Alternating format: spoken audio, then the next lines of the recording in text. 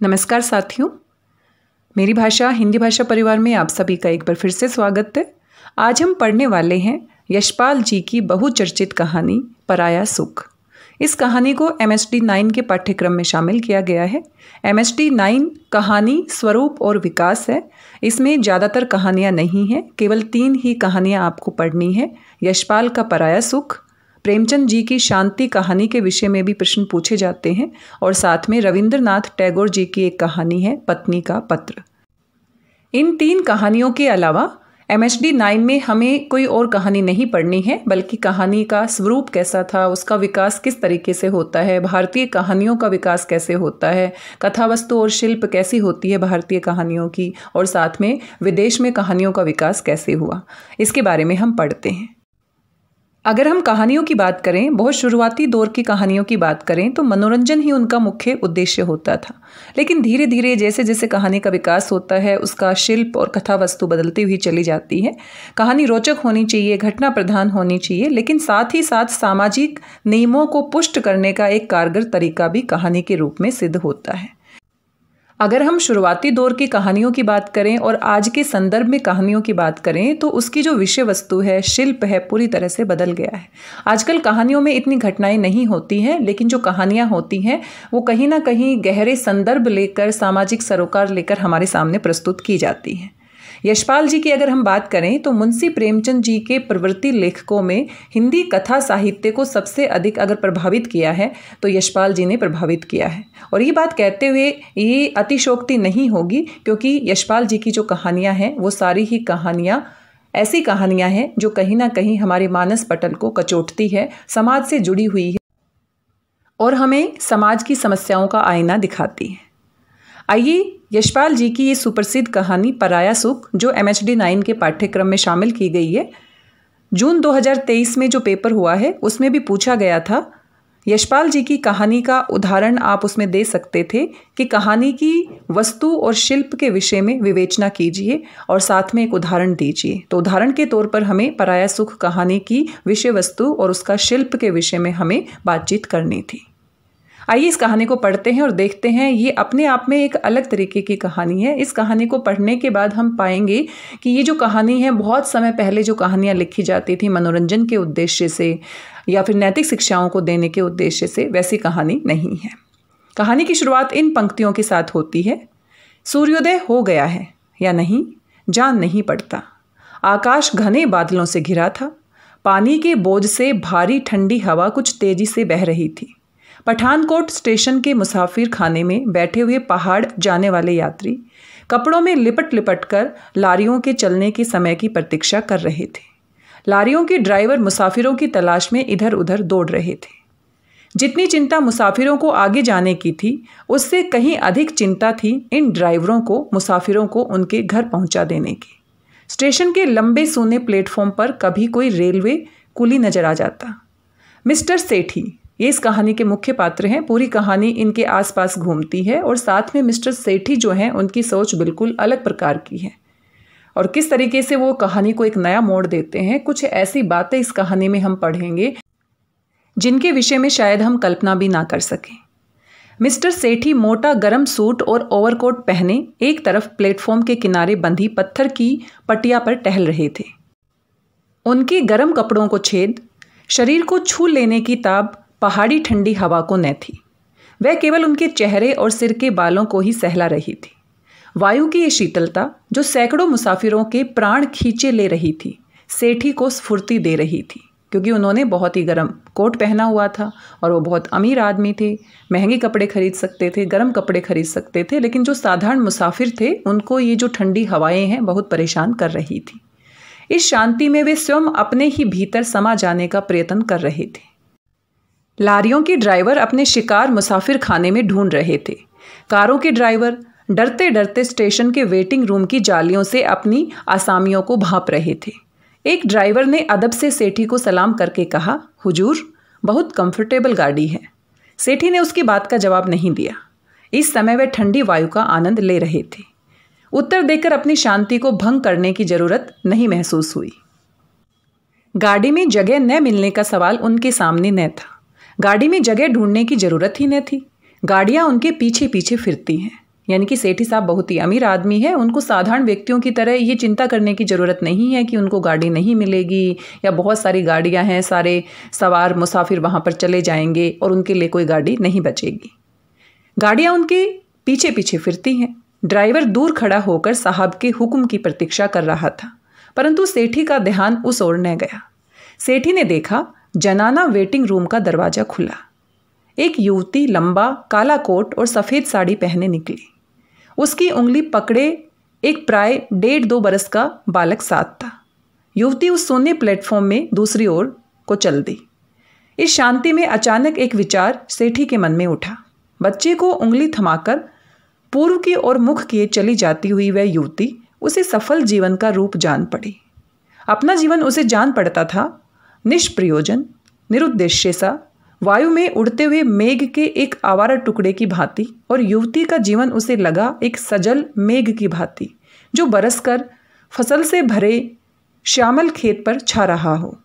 उस बालक की वह छोटी छोटी गुदगुदी टांगे, उसकी वह लटपटी चाल, उसकी माँ की उंगली से लटके लटके चलना, माँ की संतुष्ट गंभीर और स्थिर गति, वाणिज्य से लदी हुई नौका की भांति जो स्थिर जल में गंभीर चाल से चली जाती है। यहाँ पर हमने देखा मिस्टर सेठी जनाना कमरे से बाहर आती हुई एक महिला की ओर आकर्षित होते हैं और उस महिला का पूरा जो व्यक्तित्व है उसको देखकर वो प्रभावित होते हैं। उनको लगता है कि वो कितनी सफल युवती है और किस तरह से अपने जीवन को कितने अच्छे से जी रही होगी। उसको अपना जीवन एक बेरंग सा प्रतीत होता है, निष्प्राण सा प्रतीत होता है।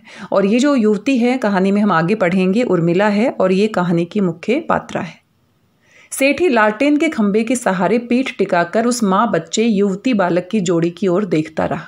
स्टेशन की इमारत की दूरी तक जाकर युवती लौट पड़ी।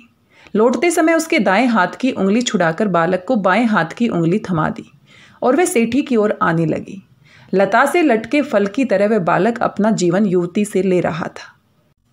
समीप प्रत्येक कुछ कदमों पर युवती का चेहरा और बालक की आकृति सेठी की दृष्टि में स्पष्ट हो रही थी।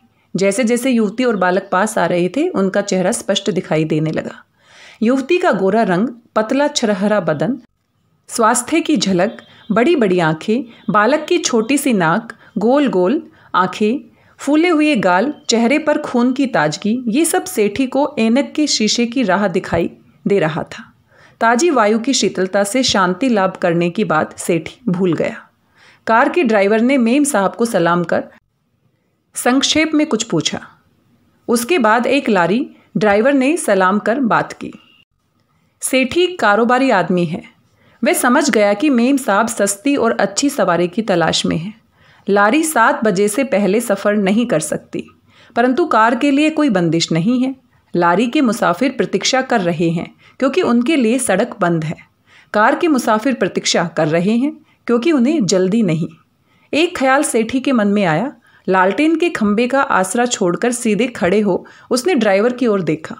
ड्राइवर ने दौड़कर सामने हाजिर होकर दूसरी बार सलाम किया। सेठी ने पूछा, गाड़ी ठीक है? हुजूर, बिल्कुल न्यू, ऑस्टिन सैलून। अच्छा हुजूर, और सवारी तो नहीं बैठेगी? नहीं, एकदम जाएगा। तुमको कुछ पैसा बनता है तो बैठा लो कोई एक सवारी। ड्राइवर ने और भी लंबा सलाम किया। वेटिंग रूम से सेठी का सामान निकला। 3 बड़े सूटकेस और एक बड़ा होल्डोल और छोटे मोटे अटैची केस। ड्राइवर ने तुरंत फिर मेम साहब को सलाम बोला और फोकट की एक सवारी का सौदा सस्ते में कर लिया। तो यहाँ पर जानबूझकर सेठी उस महिला से प्रभावित हैं और वो ड्राइवर से कहते हैं कि एक और सवारी तुम बिठा सकते हो, क्योंकि जो महिला है वो भी जाना चाहती है और सवारी के लिए बातचीत कर रही थी। सेठी ये सब देख रहा था। मेम साहब का संक्षिप्त सामान भी निकला, केवल एक सूटकेस और होल्डोल। बच्चे को लेकर वे भी सेठी के पीछे पीछे कार की ओर चली। बजाय पीछे बैठने के सेठी ड्राइवर के साथ आगे बैठ गया। मेम साहब और उनका बालक पीछे बैठे। कार ठंडी हवा को चीरती हुई दौड़ पड़ी। सेठी अपनी पीठ के पीछे एक मौजूदगी अनुभव कर संतोष पा रहा था। पूरी गाड़ी का किराया भरने के बावजूद उसे अगली तंग सीट पर बैठना नागवार न गुजरा। सामने तेजी से दौड़ते हुए वृक्षों और सड़क किनारे के मकानों को देखकर मेम साहब का बालक अगली सीट को पकड़कर कूद रहा था। बालक के इस उत्पात से सेठी साहब की कभी टोपी हिल जाती, कभी वह उसकी बाह में सिर मार देता। बालक की इस धृष्टता के कारण उसकी माँ को संकोच हो रहा था। उसने कई दफे बालक को शांत रहने के लिए कहा, मीठी धमकी दी, परंतु उसने सेठी और माँ दोनों को ही हंसी आ गई। बालक कूदकर अगली सीट पर पहुंच जाना चाहता था। सेठी ने पीछे घूम उसे उठाकर अपनी गोद में बिठा लिया। बालक के मांसल पुष्ट कोमल देह के स्पर्श से उसके शरीर में एक अद्भुत स्फूर्ति अनुभव हुई। एक नवीन अनुभूति ने उसके मन को घेर लिया। उसको अब तक का बड़े यत्न और संघर्ष से सफल बनाया हुआ अपना जीवन सहसा असफल और निष्प्रयोजन सा जान पड़ने लगा। वह बालक के मुख की ओर देख रहा था और अपने जीवन में उसे एक बहुत बड़ा अभाव अनुभव हो रहा था। यहाँ पर जो सेठी साहब हैं वो बहुत बड़े आदमी हैं और पैसे के पीछे उन्होंने बहुत संघर्ष किया है, बहुत बड़ा कारोबार उन्होंने यहाँ पर खड़ा किया है, लेकिन घर गृहस्थी के नाम पर उन्होंने विवाह नहीं किया। उनको लगता है जो युवतियाँ हैं, बड़े बड़े जो अमीर लोग हैं, उनके पैसे से प्यार करती हैं और कभी उनसे प्यार नहीं करेंगी। मोटर के सामने दौड़ते हुए दृश्य में सेठी को अपने जीवन की कहानी सिनेमा के दृश्य की तरह दिखाई देने लगी। पिता के देहांत के कारण एफए में उसको पढ़ाई छोड़ने के लिए मजबूर हो जाना, जीविका का कोई उपाय न पाकर उसका भटकना, ठेकेदार के यहाँ 20 रुपये माहवार पर उसका 24 घंटे हड्डी तोड़ परिश्रम, दूसरे ठेकेदारों का काम ठेके पर कराना और बड़ा ठेकेदार बन जाना, एक के बाद दूसरा ठेका।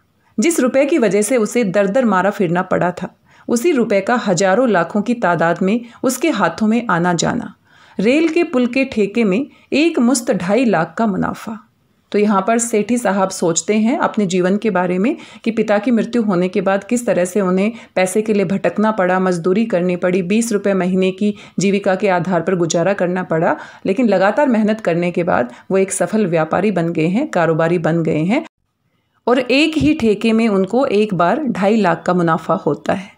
सेठी ने जीवन में एक चीज़ रुपए को पहचाना। सेठी के जीवन में अब कोई चीज़ मायने नहीं रखती, भावनाएं मायने नहीं रखती, नैतिकता मायने नहीं रखती। वे सिर्फ पैसे को समझते हैं क्योंकि बचपन से उन्होंने देखा पैसा ही सब कुछ है। उसकी प्राप्ति में उसने दिन को दिन और रात को रात न समझा। आज वह लखपति है। अपनी कमाई के बल पर बड़ी से बड़ी कंपनियों में उसके हिस्से हैं। जेब में पड़ी इंपीरियल बैंक की 4 अंगुल चौड़ी चेकबुक पर कुछ अंकुर लिखकर दस्तखत कर देने से वह क्या नहीं कर सकता। यानी कि वो एक साइन करेगा और साइन करने के बाद वो कुछ भी कर सकता है, उसके पास इतने पैसे हैं। लेकिन इस बीच रुपए के अतिरिक्त उसने क्या पाया? रुपए से क्या नहीं पाया जा सकता? उसके वे संबंधी जिन्हें वे पहचानता नहीं और पहचानने की ज़रूरत भी नहीं समझता, उसके नाम से अपना परिचय देते हैं क्योंकि वो इतना सफल हो गया है। जिन संबंधियों ने उनका साथ नहीं दिया था बचपन में, आज वो उसके नाम से क्या करते हैं, अपना परिचय देते हैं। स्नेह से भरा हृदय लेकर उसकी ओर दौड़ते हैं। सम्मान की उसके लिए कमी नहीं। राजनैतिक और सामाजिक संस्थाएं उसे अपना संरक्षक और सभापति बनाने के लिए व्याकुल हैं, परंतु इस सब से उसे क्या मिलता है? प्रेम और प्रणय के कितने ही अभिनय उसे घेर कर हुए।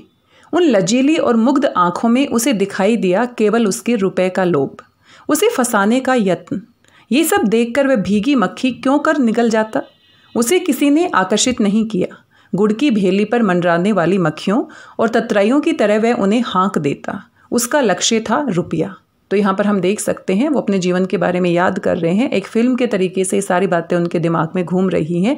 जब उसने उर्मिला के बच्चे को अपनी गोद में लिया तो उसको एक अलग ही अनुभव हुआ जो आज तक उसको नहीं हुआ था, क्योंकि उसका अपना परिवार नहीं है, उसने विवाह नहीं किया। उसको लगता था जितनी भी महिलाएं उसके संपर्क में आती है, उसके साथ प्रेम और प्रणय का जो दिखावा करती है, अभिनय करती है, वो सच्चा नहीं है। उसके पैसे के दम पर वो सब उसके पास आती हैं। जैसे गुड़ के ऊपर मक्खियाँ मंडराती हैं, उसी प्रकार से उसकी भी है और उसने सबको क्या कर दिया, अपने से दूर भगा दिया, क्योंकि उसके लिए अब पैसा ही सब कुछ है। रुपए की आज उसे कमी नहीं, परंतु फिर भी वह कमाता है। रुपए को बढ़ाना, बस यही उसके जीवन का उद्देश्य है। रुपया अब उसकी ओर यूं बहता है जैसे बरसात में छोटे मोटे नाली नालों का पानी नदी में आ इकट्ठा होता है। उसके द्वारा तैयार की हुई व्यवस्था में सैकड़ों जगह हजारों आदमी परिश्रम करते हैं और रुपया पैदा करते हैं, और वह रुपया व्यवस्था की नालियों से बहकर सेठी के हिसाब में जा पहुंचता है। उसका काम है धन और रुपया बहाकर लाने के लिए नई नालियां तैयार करना। यहाँ पर हम देख सकते हैं यशपाल जी ने बहुत ही सुंदर भाषा में बहुत ही अच्छे तरीके से बताया है कि किस तरह से जो सेठी साहब हैं वो पैसे के लिए पागल हैं और अब उनके पास उनका बिजनेस इतना फल फूल रहा है कि उनको नई नई नालियाँ तैयार करना है जिनसे बहकर पैसा उनके खाते में जमा होता रहे। अपने खर्च की उसे चिंता नहीं, उसे कोई शौक नहीं।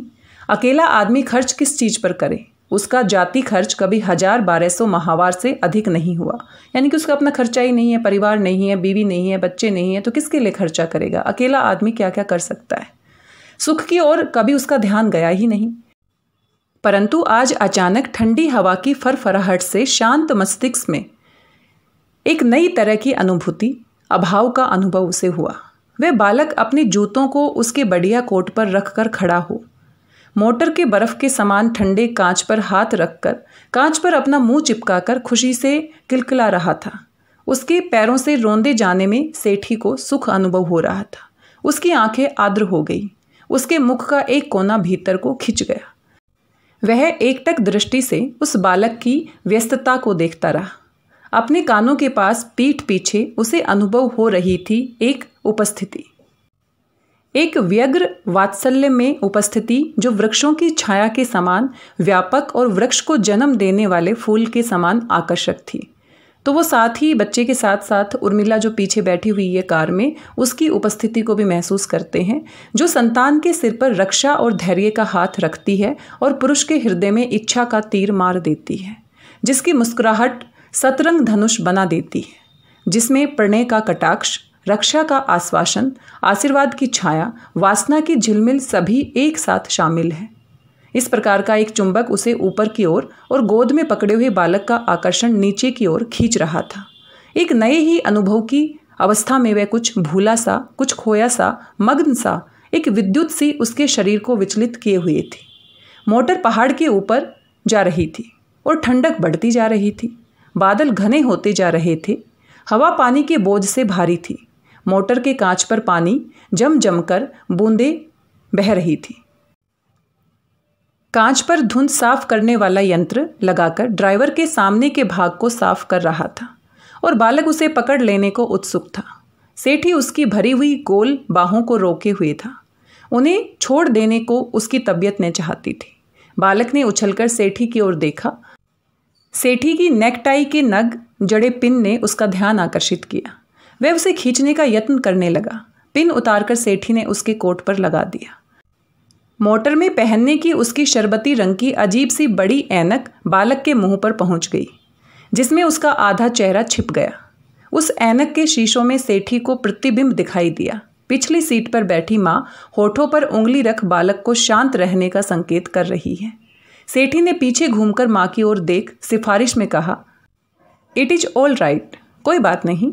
उसके होठों पर एक करुण मुस्कुराहट थी। उससे माँ का हृदय पिघल गया। ड्राइवर ने मोटर की चाल धीमी कर दी और मुआफ़ी मांगने के स्वर में कहा, हुजूर, ऊपर बड़े जोर का पानी बरस रहा है, कोहरा बहुत ज़बरदस्त है। सेठी ने उत्तर दिया, ओह, इट इज ऑल राइट। पहाड़ के ऊपरी भाग में बरसने वाला पानी बह बहकर सड़क के किनारे झरने बना रहा था। उस पानी को चीरती फव्वारे की तरह हवा में पानी उड़ाती मोटर घूम घूम कर ऊपर ही ऊपर चढ़ती जाती थी। साइंस के चिराग को रगड़कर वश में किया हुआ ये मोटर का दैत्य पहाड़ की सख्त चढ़ाई, बादलों के कोहरे और बौछारों की परवाह न कर ऊपर चढ़ता ही जा रहा था। 2 घंटे तक लगातार चलकर वे अर्ध मार्ग के डाक बंगले में आ पहुंचे। मोटर घूमकर अहाते में पहुंची और ड्योढ़ी में आकर खड़ी हो गई। बंगले के अहाते के बाहर अनेक यात्री टीन और फूस की छतों के नीचे आधे भीगते हुए बैठे थे। पहाड़ों में बोझा ढोने वाले बैल और खच्चर जहां तहां पानी में भीगते भयातुर दृष्टि से मनुष्यों की ढीली ढाली और उत्साहोन चाल ढाल देख रहे थे। मनुष्य बादल और सरकारी हुक्म की प्रतीक्षा कर रहे थे और उनके पशु उनके निर्णय की। रात भर जोर की बारिश के कारण ऊपर सड़क पर कई जगह पहाड़ गिरकर सड़क रुक गई थी। मुसाफिरों को आगे जाने का हुक्म नहीं था। ड्राइवर ने मोटर का दरवाज़ा खोला। सेठी उतरा और बालक सेठी की उंगली पकड़े हुए था। उसके पीछे मेम साहब उतरी। डाक बंगले के चपरासी और खान सामे ने कार को देखकर सलामें दी। वर्दी पहने खान सामा ने निहायत अदब से नाश्ते के लिए पूछा। सेठी ने कहा, हाँ, मेम साहब बच्चे के लिए पिटारी में दूध की बोतल लिए थी।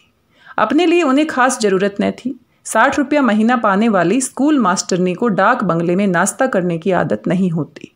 तो यहाँ पर हमें थोड़ा सा संकेत दिया गया है कि जो महिला है, वैसे मैंने आपको पहले ही बता दिया है, ये कहानी की मुख्य पात्रा है उर्मिला, और ये क्या करती हैं, 60 रुपये महीने के हिसाब से स्कूल में मास्टरनी है, पढ़ाती हैं। बरामदे की एक आराम कुर्सी पर बैठकर मेम साहब ने सेठी की ओर देखे बिना बल्लू, अभी जो बालक है जो सेठी साहब की गोदी में बैठा है, उसका नाम क्या है, बल्लू, को आकर दूध पी लेने के लिए कहा। सेठी ने मेम साहब की ओर देखे बिना कहा, बल्लू गर्म दूध पिएगा। नाश्ता मेज पर रखा जाने के बाद खान सामा ने मेम साहब को सूचना दी, मानो साहब, मेम साहब और बच्चा एक ही हैं, एक ही परिवार के सदस्य हैं। मेम साहब को खान सामा का ये समझना कुछ अजीब तो लगा, किंतु अस्वाभाविक नहीं जान पड़ा। सेठी की ओर देखकर नम्र और तकल्लुफ के स्वर से उन्होंने अंग्रेजी में कहा, मुझे तो आवश्यकता नहीं। शिष्टता से सेठी ने आग्रह किया, इतनी सर्दी में एक प्याला गर्म चाय अच्छा ही है। नाश्ते के लिए वे भीतर बैठे। उस अकेले कमरे में आना जाना केवल खान सामा का ही था। दीवारों से परे ओझल बाहर जगत की दुनिया में वे पति पत्नी और बालक का एक छोटा सा परिवार था, और उस संसार का प्रतिनिधि या साक्षी था केवल वह खान सामा। उसके सामने व्यर्थ संकोच कर अपने आप को भयभीत और अपराधी प्रमाणित करना मेम साहब को भी उचित न जचा। तो आसपास के जो लोग थे, जैसे ही सेठी साहब उस महिला के साथ और बच्चे के साथ अपने डाक बंगले में प्रवेश करते हैं और वहाँ पर जो खान सामा है, तो सभी को लगता है कि ये उनका परिवार है, और जो महिला है वो कहीं ना कहीं समझ गई है, लेकिन फिर भी वो इस बात को अस्वाभाविक नहीं मान रही है। उन्होंने बिल्कुल निसंकोच भाव से प्यालों में चाय उड़ेलना शुरू किया। सेठी ने ऑमलेट का एक छोटा सा टुकड़ा बल्लू के मुंह में दिया। वह मुंह भरकर खाने लगा। खान सामा मेम साहब की पीठ पीछे आकर पूछता, कुछ बिस्कुट, कुछ जाम, कुछ फ्रूट? उत्तर देता सेठी, लाओ। जिन चीज़ों के आसानी से बिक जाने की आशा न थी, वे सब खुलकर प्लेटों में अध खुले डिब्बों की शक्ल में मेज पर आने लगी। सेठी हंसता जाता था और बच्चे को एक एक चीज़ चखाता जाता था। माँ बालक की खुशी को देखकर गदगद हो रही थी। वह सेठी को मना करती जाती थी, बस कीजिए, ज़्यादा नहीं, अब इसे भूख नहीं। बालक की सहायता से संकोच दूर कर सेठी ने पूछा, आप डलहौजी में ही रहती हैं? जी हाँ, मेरा नाम मिसेज मदन है। मिसेज मदन यानी कि मदन उनके पति का नाम है। मिस्टर मदन मिलिट्री अकाउंट्स के दफ्तर में है। मैं स्कूल में पढ़ाती हूँ। बहन से मिलकर अमृतसर गई थी। सेठी अपना क्या परिचय दे? उसने केवल कहा, अच्छी बात है। अपने संबंध में कुछ कहने लायक बात ही उसकी समझ में न आई। उसे अपना जीवन नितांत आधार रहित, रूप रहित जान पड़ रहा था। आप यहाँ डलहौजी में गर्मियों के लिए जा रही हैं? मिसेज मदन ने पूछा। नहीं, ऐसे ही कारोबार के सिलसिले में कुछ दिन रहूँगा। डलहौजी अच्छी जगह है, बहुत अच्छी जगह है, बहुत ही सुंदर दृश्य है। आप बाल बच्चों को साथ नहीं लाए? आंतरिकता के स्वर में मिसेज मदन ने प्रश्न किया। नहीं, मैं ही नहीं। शादी मैंने नहीं की। मेरा नाम RL सेठी है। ठेकेदारी भी करता हूँ। अमृतसर का नया गिरजाघर मैंने ही ठेके पर बनवाया है। दीवार की ओर देखते हुए चाय के प्याले में चम्मच चलाते हुए उसने कहा, मैं ऐसे ही रहता हूँ। एक करुण और दुख का बोझ सेठी के शब्दों से मिसेज मदन के मन पर आ बैठा। वह सोचने लगी, कितना भला और कितना अमीर आदमी है। बल्लू सेठी की चमड़े की चेन में बंधी सोने की घड़ी को मेज पर घसीट रहा था। मिसेज मदन ने उंगली उठाकर कहा, ना, और फिर सेठी की ओर देखकर हंसकर कहा, यह बड़ा ही शैतान है। सेठी बार बार अपने बालों में उंगलियां चला रहा था। इसका कारण शायद उसके विचारों की उलझन थी। बहुत कुछ प्राप्त करके भी उसे अपना जीवन निराधार जान पड़ता था, ठीक एक लंगड़े की तरह। सामने बैठी हुई मिसेज मदन का कोहनी मेज पर रखकर अपने बालक की ओर देखना, उसका स्वच्छ खिला हुआ चेहरा, बड़ी बड़ी रस भरी आंखें, सिर पर से साड़ी का पल्ला खिसक जाने से बालों से भरा सिर, उसके लाल होठ, कोट के कॉलर से बने तिकोन में गले के नीचे का भाग, ये सब उसे एक जीवन के प्रतीक जान पड़ रहे थे जो उसकी पहुंच के बाहर थे।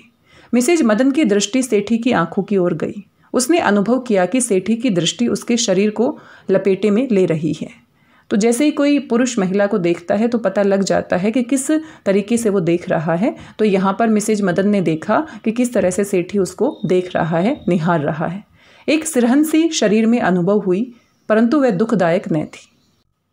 उससे उल्टा एक अधिकार का भाव मिसेज मदन के व्यवहार में दिखाई दिया। दोनों हाथ मेज पर रखकर बिल्कुल सीधे चमकती आंखों से सेठी की ओर देखकर उन्होंने कहा, कितनी जोर की बारिश है, हम लोग कैसे पहुंचेंगे?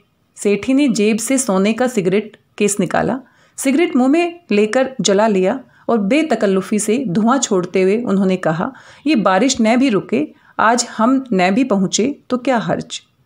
दोनों हाथों की उंगलियों को आपस में फंसाते हुए चिंता के स्वर में पर मुस्कुराकर मिसेज मदन ने कहा, जी मुझे तो कल स्कूल में हाजिर होना है, आप भी तो कारोबार से जा रहे हैं, आपका भी तो हर्ज होगा। हाँ, जिस काम के लिए आया हूँ शायद वह न हो सके। बरामदे में बड़े खानसामा की तरफ देख उसने पुकारा, देखो। खानसामा ने तुरंत तस्तरी में बिल हाजिर किया। बिल की तरफ न देखकर मिसेज मदन बोली, ड्राइवर को पूछो कब तक चलना होगा। बिल को अपनी ओर खींचते हुए सेठी ने कहा, जब मैं स्कूल में पढ़ता था सदा यही चाहता था कि स्कूल में छुट्टी रहे या किसी बहाने से स्कूल न जाना पड़े, परंतु देखता हूँ कि आपको स्कूल बहुत प्यारा है। मिसेज मदन ने उत्तर दिया, आप शरारती लड़के रहे होंगे, आज भी आप शायद कामकाज से बचने के लिए चाहते होंगे कि बारिश होती रहे और आप यहाँ बहाने से मज़े से सिगरेट पीते रहें और हंसते। हाँ, चाहता तो जरूर हूँ। आपका दिल अपने बिजनेस में नहीं लगता? कभी सोचा ही नहीं। ऐसा मालूम होता है कि जीवन की गाड़ी को कीचड़ में खींचता रहा हूँ। तो बीच बीच में आप देख सकते हैं कि कहीं ना कहीं सेठी साहब के मन में अपने जीवन की नीरसता प्रकट हो रही है और वो कहीं ना कहीं ये जताना चाह रहे हैं कि पैसे के बाद भी कहीं ना कहीं उनका मन स्थिर नहीं है। ड्राइवर ने आकर खबर दी कि सड़क अभी तक नहीं खुली। सेठी ने पुलिस स्टेशन पर फ़ोन करके पता किया कि 6 घंटे से पहले सड़क के खुलने की कोई आशा नहीं है। इस खबर से मिसेज मदन को घबराते देखकर सेठी ने कहा, आपके स्कूल वाले समझ सकते हैं कि सड़क बना लेना आपके हाथ में नहीं है। मिसेज मदन का बिस्तर एक कमरे में खोल दिया गया और वे कमरे में चली गई। बालक कभी उस कमरे में जाता, कभी सेठी के पास आता। मिसेज मदन के उठकर चले जाने से सेठी को ऐसा जान पड़ा मानो उसके अधिक खाकर बीमार पड़ जाने के डर से उसके आगे से थाली छीन ली गई हो। पर उसकी भूख अभी भी शेष थी। वह आराम कुर्सी पर लेटकर आकाश में मंडराते बादलों की ओर देखता और फिर कभी बरामदे में टहलने लगता, फिर बैठ जाता और फिर टहलने लगता। उसके हिसाबी दिमाग में उस दिन कल्पना ने घर कर लिया था।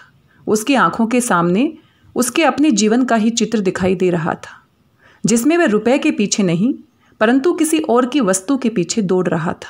उसे जान पड़ता था कि वो सामने के दुर्गम पहाड़ पर चढ़ रहा है, आगे जाते एक नारी शरीर को पकड़ लेने के लिए। और जब वह हाथ फैलाकर उसका पैर पकड़ लेना चाहता है तो शरीर पहुंच से परे हो जाता है। वो शरीर था एक झीने से बादल में लिपटी हुई मिसेज मदन का। यहाँ पर हम देख सकते हैं सेठी साहब मिसेज मदन की ओर कितना आकर्षित हैं। हालांकि उनको पता है कि उनकी शादी हो चुकी है, उनका एक बच्चा है और उनके ऊपर उसका कोई अधिकार नहीं है, लेकिन फिर भी उनका जो मन है आज कल्पनाएं कर रहा है, कल्पना की उड़ान भर रहा है। अपने ही सपनों में मिसेज मदन के साथ वो कल्पना कर रहे हैं। इससे पहले वो कभी इस तरह से कल्पना लोक में विचरण नहीं करते थे, बल्कि हमेशा पैसे के पीछे भागते थे। टहलते टहलते वे फिर आराम कुर्सी पर बैठ गया। उसी समय भीगी घास और वृक्षों पर सूर्य की नई धुली किरणें फैल गई।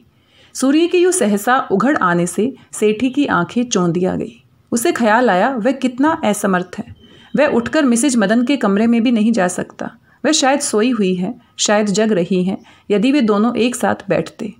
जनाने जूते की आहट सुन सेठी ने घूमकर देखा। कोट की दोनों जेबों में हाथ डाले मिसेज मदन ने आकर कहा, धूप निकल आई है और 6 घंटे भी हो गए हैं, अब तो हमें चलना चाहिए। क्या बजा होगा? घड़ी अब तक बल्लू के ही पास थी और उसका शीशा और सुइयां टूट चुकी थी। समय जानने का उपाय था केवल ड्राइवर से पूछना। 6 घंटे जरूर बीत गए थे, पर सड़क अभी ठीक न हो पाई थी और मोटरों को उस पार से गुजरने की इजाज़त न मिल सकती थी। खानसामा ने फिर आकर सलाम किया और पूछा, लंच के लिए कुछ इंतजाम होगा? मेम साहब को पूछो। उत्तर देकर बालक की उंगली पकड़ सेठी धूप में निकल गया। खानसामा अपने मन में क्या समझ रहा है, ये ख्याल कर मिसेज मदन को मधुर संकोच हो रहा था, परंतु उस संकोच को प्रकट करने से सुबह के व्यवहार और उस समय के संकोच से स्थिति और भी खराब हो जाती। मिसेज मदन ने कहा, जो कुछ भी हो देर न लगे। सेठी चाहता था मिसेज मदन के पास बैठना, पर यदि मिसेज मदन को ऐतराज ना हो। लंच खाने के लिए वे फिर साथ बैठे।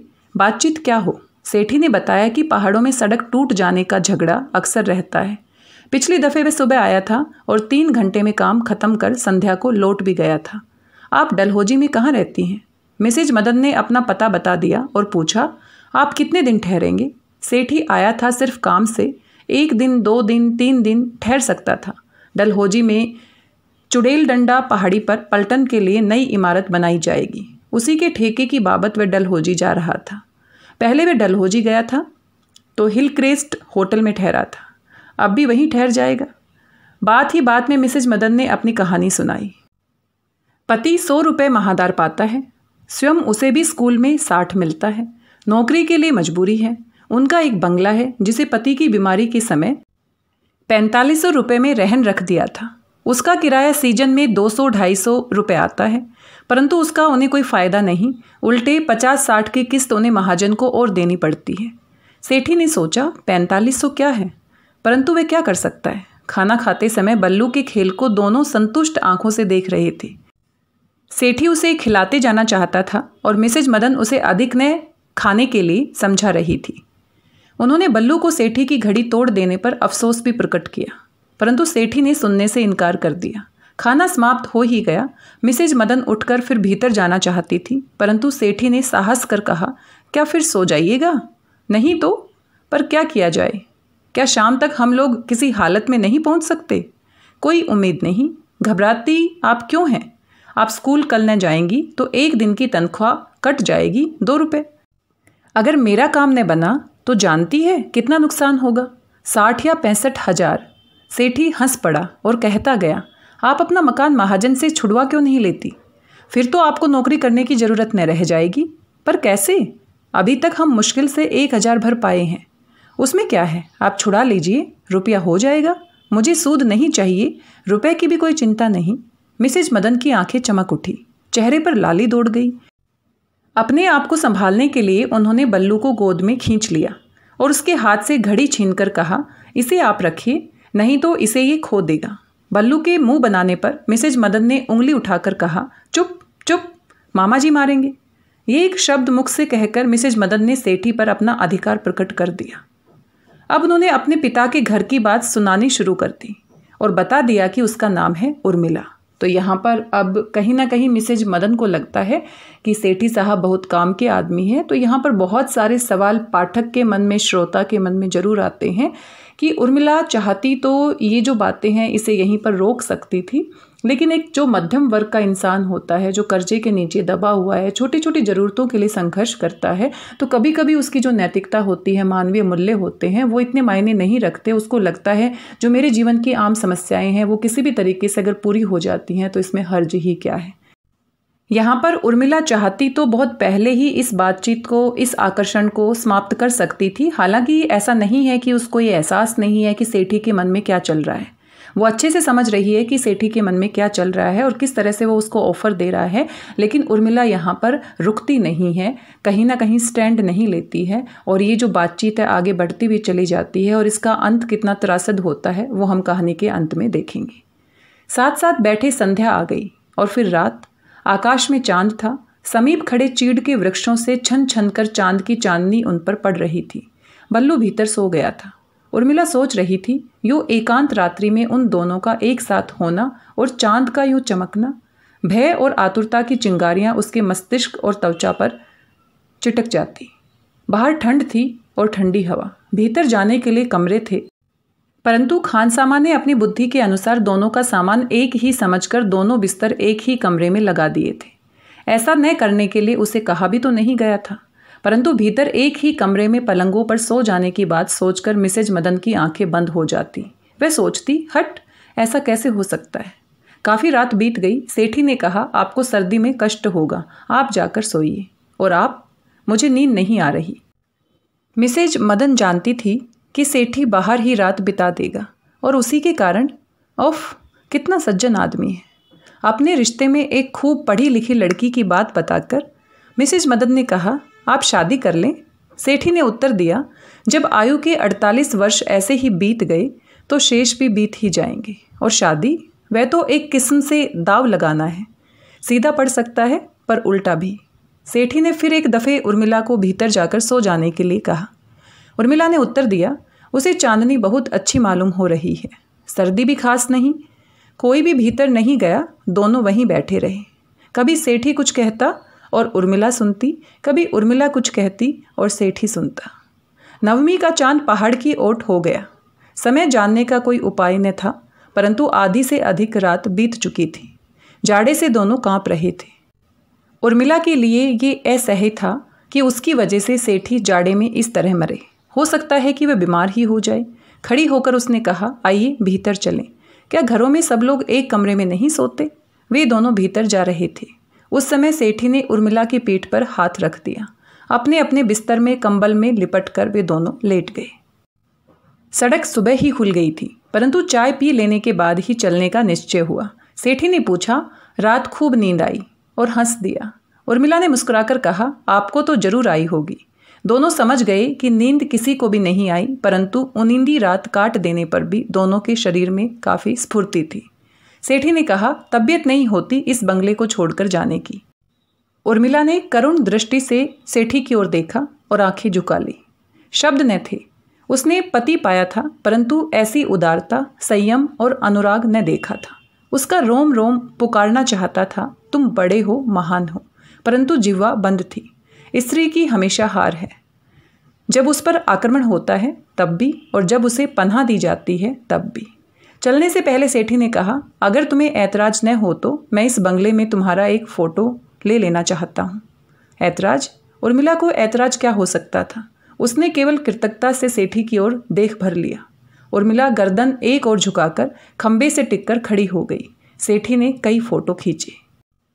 यहाँ पर हम सेठी को गलत नहीं कह सकते, क्योंकि सेठी अगर उर्मिला के साथ ज़बरदस्ती करता है तो वो गलत ठहरता है। यहाँ पर जो उनके बीच में हो रहा है और जिस तरह की छूट वो एक दूसरे को दे रहे हैं, ये दोनों की तरफ से है, तो हम इसे किसी भी तरीके से गलत नहीं कह सकते। हाँ, समाज की दृष्टि से अगर हम देखते हैं, नैतिकता की दृष्टि से देखते हैं, तो हम कह सकते हैं कि उर्मिला और सेठी दोनों ने गलत किया है। इस तरह से उनको व्यवहार नहीं करना चाहिए था। 2 मास केवल 60 दिन के होते हैं, परंतु इस बीच कितना परिवर्तन हो गया। मदन मिलिट्री अकाउंटेंट के दफ्तर से 100 रुपये की नौकरी छोड़कर सेठी एंड कंपनी में अकाउंटेंट हो गया।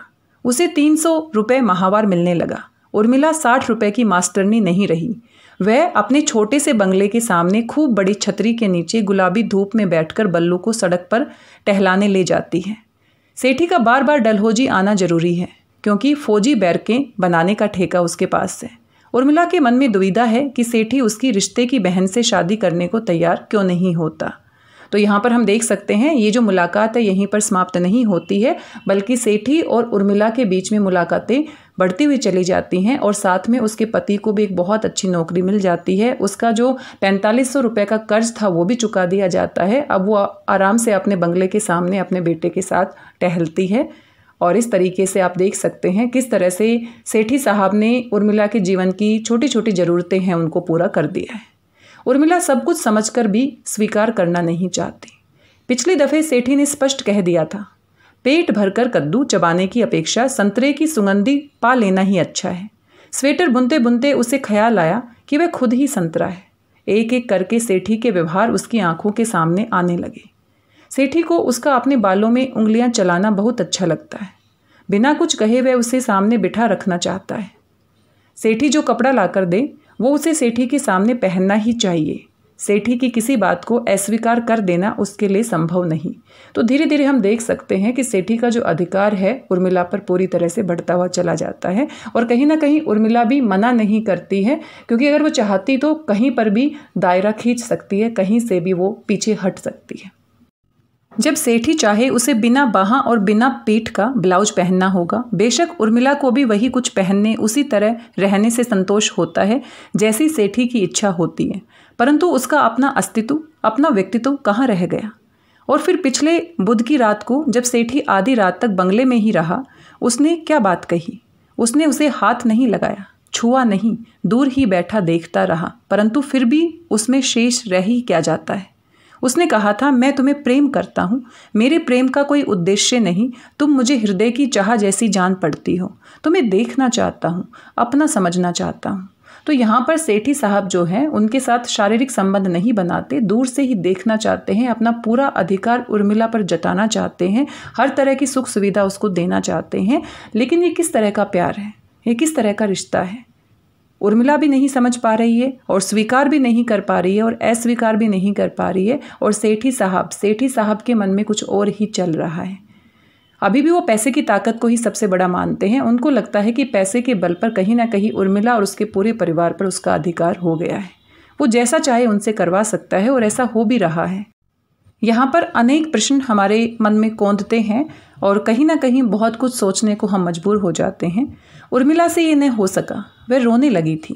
उस समय वह माफ़ करो कहकर चुपचाप चला गया। आज सिलाइयों की बुनती में दृष्टि गड़ाए बिजली की तेज रोशनी में उस रात का सब दृश्य उसकी आंखों के सामने फिर गया।